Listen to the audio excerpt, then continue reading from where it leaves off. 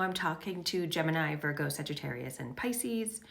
The energy you're in right now is very much about closing out cycles. And that's because Saturn and Neptune are finishing a very long transit, especially Neptune, in your fellow mutable sign of Pisces. And we're finishing up an eclipse cycle in Virgo in Pisces. So there's been a lot of energy around clearing out old patterns, karma, being really focused on the things in your life that don't work anymore and how you want to change those moving forward.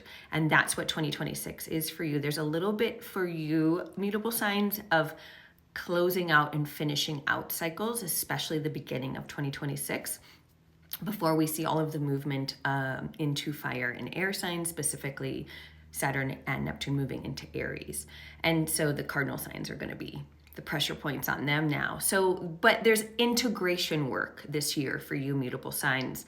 So for example, for Virgo, a lot of stuff came up for you around old patterns, especially impacting your sense of self and how you show up in relationship, and maybe old relationship patterns that no longer are serving your path forward, and you want to get out of your head and stop looking for this perfect thing when in reality, like, you're whole and complete on your own, and that there is no such thing as perfection, right? And that's like, gosh, Virgo, that's your lifelong lesson of like, embrace the imperfections.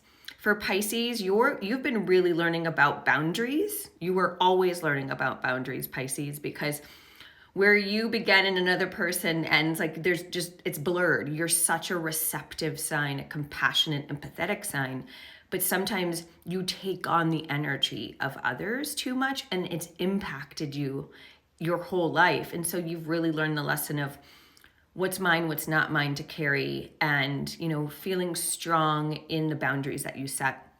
Gemini, there's been a lot about alignment when it comes to how you communicate, how you should show up, how people perceive you. There's been opportunities to let go of outdated perspectives and to open up and express yourself in a more creative way. It's a little bit more heart-centered versus just so much in the mind, right? It's about what feels in alignment, and you've been learning about that. Sagittarius, it's been also about learning to slow down and embrace the stillness, because I love Sag energy, but Sag really loves to run away from things, okay? They don't want to feel the heaviness. They're optimistic. They are hopeful. They want new experiences, but sometimes you have to learn how to be in the moment.